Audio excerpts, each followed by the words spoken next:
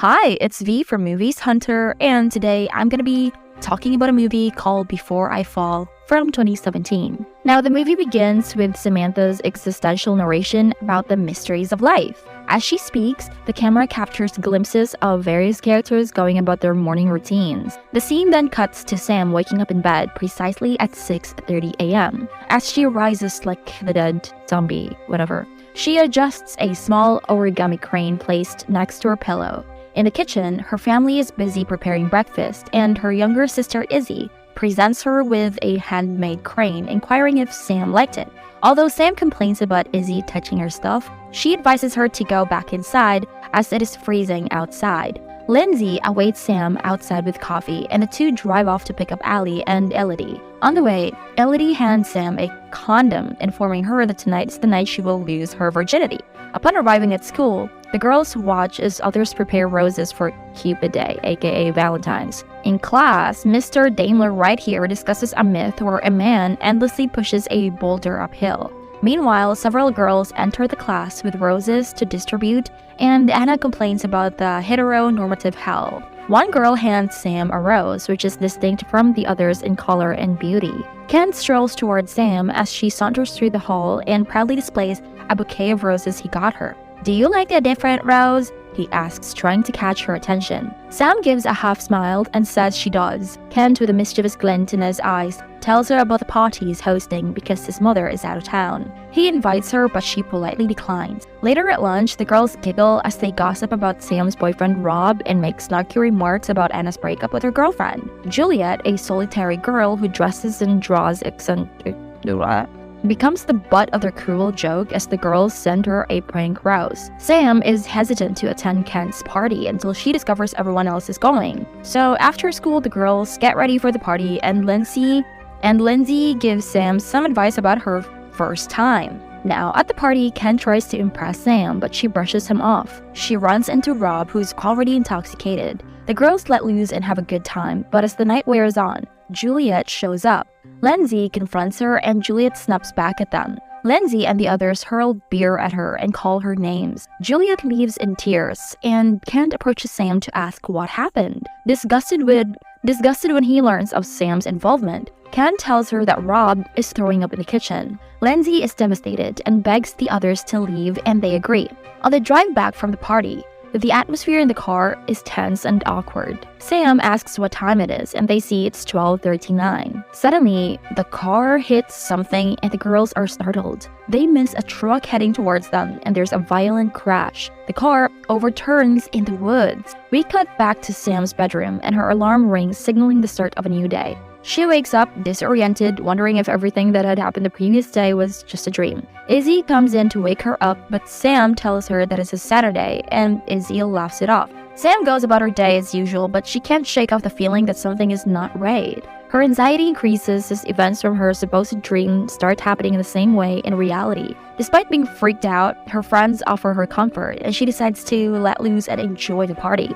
As the night progresses, Sam experiences the same incidents from her dream, and she realizes that she is stuck in a time loop. She warns Lindsay about the truck that will hit their car, but Lindsay is confused as there is no truck around. But as they leave, the car is indeed hit by a truck and rolls over. Sam wakes up to her alarm once again, and Izzy tries to wake her up, but Sam complains of not feeling well.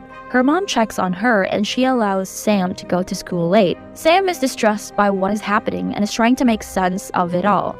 When Kent comes to her with roses, they accidentally say the same sentence at the same time, adding to Sam's confusion. During lunch, Sam asks her friends why they dislike Juliet, and Lindsay calls her a freak. Sam convinces her friends to have a sleepover instead of going to the party, hoping that breaking away from their routine will end the time loop. Lindsay cancels Sam's presence at the party by lying that she has her period. As the night wears on, the appointed hour draws near. Sam frets about what might happen, but as her phone clock strikes 12:40, she breathes a sigh of relief and declares her affection for her friends, to which they laughingly respond. However, their peace is soon shattered by the sound of insistently ringing phones as a shocking message arrives. Juliet has taken her own life. While Lindsay remains aloof and irritable, Allie and Elodie retreat to a separate room to deal with the news in their own way. Sam reaches out to Lindsay, hoping for some comfort and insight, but her friend stubbornly refuses to discuss the matter. Sam tentatively asks if Lindsay and Juliet were once close, but her question is met with hostility. The next morning, Sam wakes up in her bed only to find herself trapped in an endless cycle of repetition. She relives the same day over and over again, waking up in the same room with no clear sense of whether she's dead or alive, in heaven or in hell, or whatever's in between. Now, feeling trapped and desperate for a way out, Sam decides to make a bold change in her life. She dresses in more revealing clothing and gets into a heated argument with her family before heading off to school, because clearly that's how you solve everything. On the way, Elodie offers Sam a condom, but she snaps back in anger. When her friends confront her about her bad attitude, Sam lashes out at them, particularly at Lindsay, who orders her to get out of the car and walk the rest of the way. At school, Sam is cold and cruel to everyone she encounters, even going so far as to ask her teacher if she excites him. Ew. When Kent tries to talk to her in the hallway, he tells her that this is not the real her. Feeling lost and alone, Sam seeks solace in the girls' bathroom, where she meets Anna.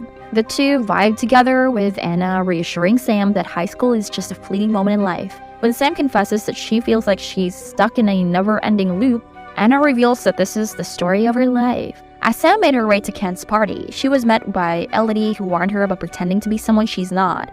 Elodie emphasized that her friends were all she had and that she should be true to herself if she wanted to keep them. Sam then talked to Lindsay, but their conversation quickly turned into a heated argument, and Sam stormed off in anger. Feeling lost and alone, Sam ran into Rob and they started to make out. However, midway through their intimacy, Sam became emotional. Rob questioned whether she wanted him to say "I love you," but Sam just ran off to another room in tears. Kent, who had witnessed Sam's distress, came to comfort her. He took her to his bed, and they shared like a moment together. Now, Kent's phone began to ring, but Sam begged him not to answer, knowing it would only bring sadness. The two continued to talk and share their feelings, leading to a heartfelt moment. Sam asked Kent to stay with her until she fell asleep, and he agreed. The following day, Sam realized that her attitude was only making her feel worse. She decided to spend the day in the woods with Izzy, where they bonded, and Sam offered some advice. Sam revealed that Lindsay used to make fun of her when she was younger. That night, Sam had dinner with her family, and she apologized to her mom for her behavior. Her mom encouraged her to go out with her friends, but Sam initially declined, wanting to stay in and watch a movie.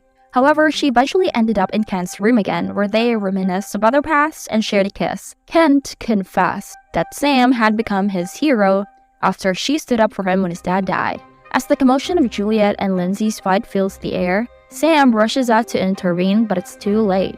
The tears roll down her cheeks as she watches her friend being taken away yet again. But her pain turns into horror as she realizes that they hit Juliet the first time. And as she chases after her friend, she hears the heartbreaking story of how Juliet and Lindsay's friendship disintegrated over the years. "I can't believe how awful you and the others are," Sam hears Juliet say.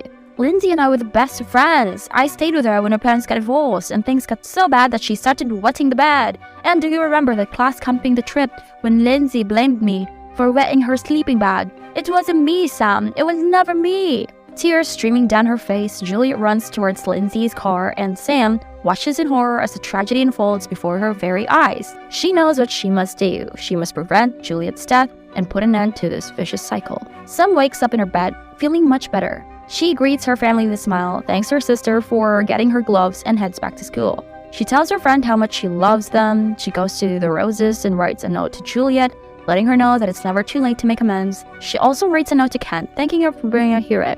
Now at lunch, Sam finally breaks up with Rob, who is in disbelief. She tells him that he should have gone after Elodie, leaving him stunned.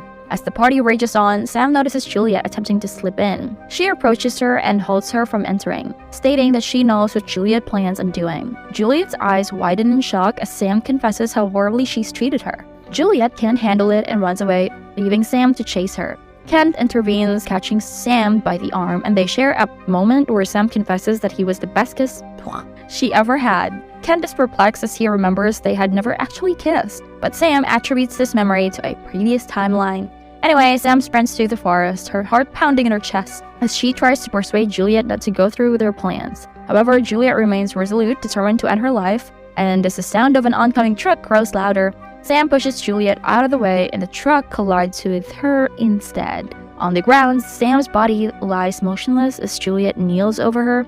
desperately trying to revive her. Sam's spirit watches on as her life flashes before her eyes, showcasing the good times she had with her friends, family, and Kent. Juliet's voice pierces through the silence, thanking Sam for saving her. However, Sam's narration clarifies that it was Juliet who saved her, not the other way around. And so this was the story of Before I Fall. See you in the next one. I felt like